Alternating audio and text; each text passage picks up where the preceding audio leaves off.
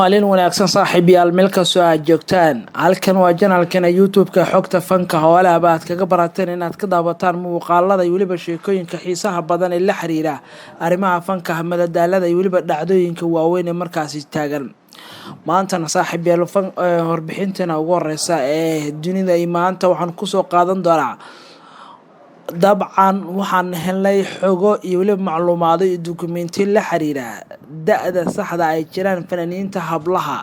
badise wareysyada markay bixinayeen fanaaniinta hablaha ayaa waxa ay ka been sheegaan da-dooda saxda ah laakiin baaris uu sameeyey janaalkana youtube-ka xogta fanka oo ay janaal saaxiib dhowlaha fanaaniinta ayaa waxa uu helay dukumeentiyo iyo xogo sax ah oo la xiriira da-da fanaaniinta badise fanaaniintan maanta aan soo bandhigi doono ayaa ah kuwo wareysyo horey u bixiyeen ay ka been sheegeen da-dooda ayagoo qaarkoodna is yariyey kubana aan da-daba saxda sheegin haddaba yaa kamid ah is leedahay fanaaniintaasi hodan cabdiraxmaan waxay ka xanaaqday dukumeentigan aan soo helnay xogtan oo ah in da-deedu saxda ah ay tahay 36 sano jir ah iyadoo arrintaasi ka xanaaqday inta badanna wareysyo ay bixiso waxay ku sheegtaa inay jirto 28 sano ilaa 29 sano ay u dhaxayso yaa kamid ah fanaaniinta kale asma oo ayna dukumeentigan kasoo muuqatay da-deeda ayaan helnay ikraan caraale yurub geeyo qatra saliima iyo fanaaniin kale oo kabayare qayb ay ka tahay iyo weliba kuwo kale oo fanaaniinta reer Mareykan waa Soomaalida Mareykanka degta ayaan wax badan ka ogaanay waa dukumeentiga maanta aan wax badan ka falanqeyn doono fanaan walba sababaha fanaaniinta ku qasbay in da-dooda ay ka been sheegaan waa maxay sababta ku jirta in fanaanka uu da-diisa sheegin gaar ahaan hablaha oo maanta aan diiradda saareyno waa maxay waxay qariyaan dumarkeenu maxay kaga xanaaqeen marka la helo da-dooda saxda ah ma la soo bandhigo waa maxay sababta ku qasbaysa in gabadha fanaanada ay qariso da-deeda ay jirto dhammaan warbixinadan ayaan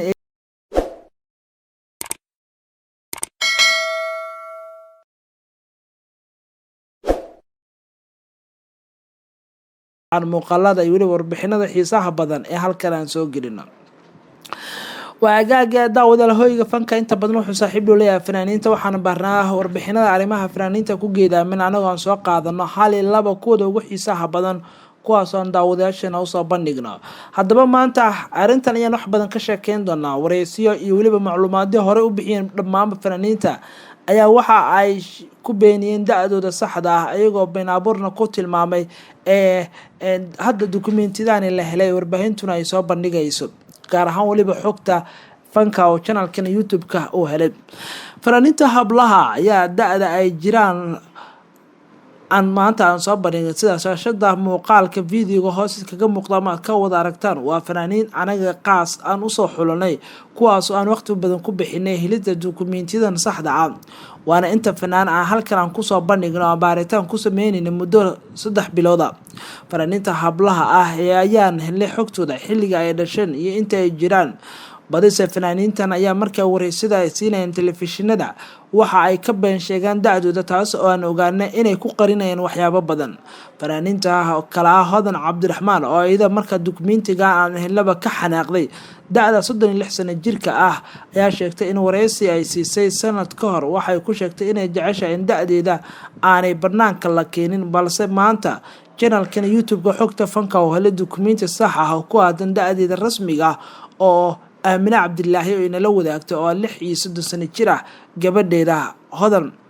taas oo hodan aysan ku qanacsaneen wareysi ay bixisan waxay sheegtay mar wax laga wadiyo da-deeda inaysan jeclaysan inay soo bandhigto da-deeda wareysida telefishinada ay siinayso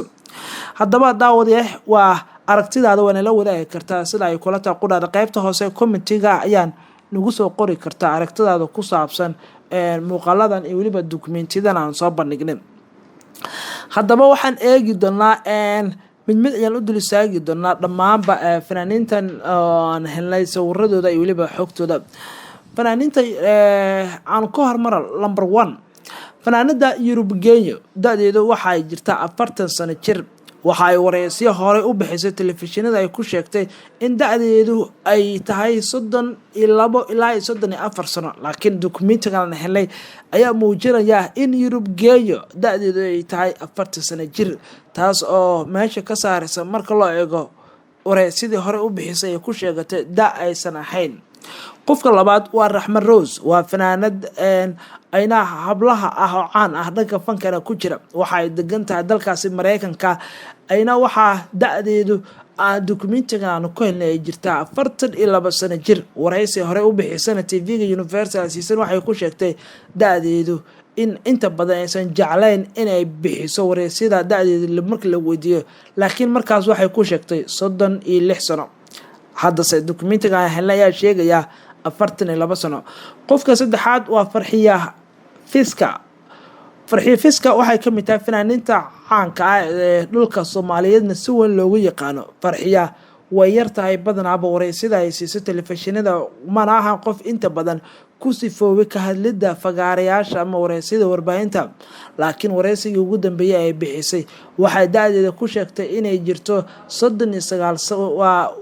waa wareysiga ugu dambeeyay ayadoo ay sheegtay waxay ku sheegtay inay jirto 36 sano laakiin dokumentiga ay xogtaan helnay wuxuu sheegay 39 sano marka 36 ilaa 39 waa 3 sano waa Farxiya waa qofka ugu dhow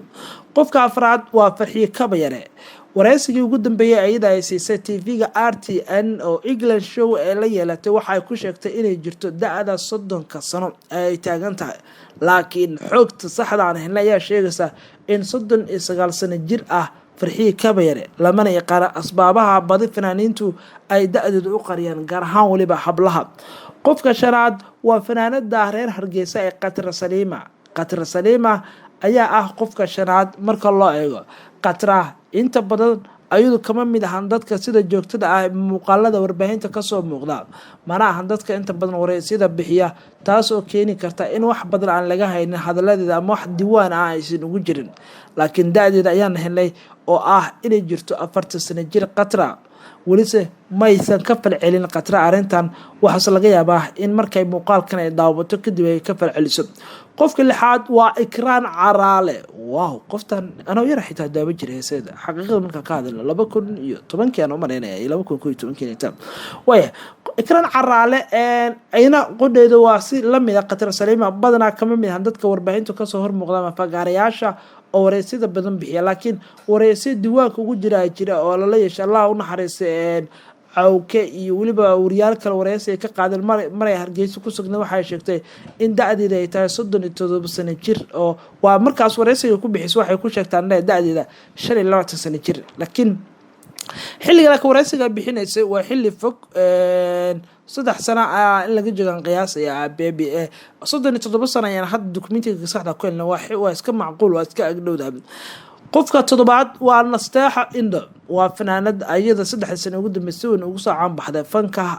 saameyn way ku yeelatay da'deeda saxda ah waan helnay waxay jirtaa 39 sano inkastoo Nasteexa ay wareysiyo badan ay bixisay telefishinaduna ay ka soo muuqatay laakiin badi ma ahan dadka jecel da'dooda inay sheegto waana tan keentay in badi ay qariso da'deeda wayna ku yareeyay ka soo muuqashada fagaaraha media ama warbaahinta marka wax laga wadiyo waa hagaag yaa inoo haray qofka sadeedaad yaad u maraynaysaa qofkaas inuu yahay wallahi maanta waa la sariifaya wax badan soo socda qofka sadeedaad waa King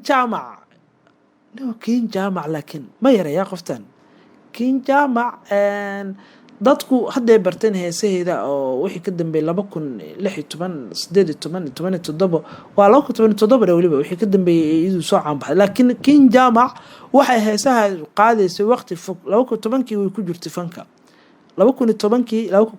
way ku jirtay fanka ila up to now waa qof aad u fog laakiin dibka jiray xiligaas wuxuu ahaa heesadeeda ma aysan qarxin dadkuna ma aqoonin 2010kii heesa ay qaaday hada artad waayabe laakiin ayadana fankeedu wuxuu si xooli u soo baxay 2017 18 19 ilaa 20 wixii ka dambeeyay ayay nisbanaha heesii dambe ay aad u qarxay oo dadkuna ay barteen maxaa mareelisa laakiin aan adishago King Jamac ayadana waxay ka mid tahay fanaaniinta aan badanaaba ka soo muuqan fagaarayaasha warbaahinta oo aysan bixin wareysiyo badan oo aysan bixin wareysiyo ku saabsan arrimaha fanka iyo waxaasi laakiin King Jamac da'deeda 36 sano ayaan ku helnay xogta rasmiga ah baaritaan aan sameynay inkastoo King aysan diiwaanka ugu jirin wareysiyo hore oo da'deeda ay ku beenisay qofka sagaalaad yaad u maleynaysaan waaw waa isla qof kale oo ka agdhow King Jamac waa Xaliimo Gubaad ayna waxay ka mid ah fanaaniintii 2 sano ugu dambeysay si weyn fankooda dardar xoogan ku soo baxay da'deedu waa 36 sano xaliima qodhooda kama mid ahan dadka inta badan joogtada ay warbaahinta kasoo muuqda waana sababta keenaysa in wax badan aan laga ogaan arrinteeda. qofka tobanaad yaa u malaynaysan waa la isweydiinayaa. qofka tobanaad ayaanu ku ekeyn doonaa beri ayaana kasii ambaqaadi doonaa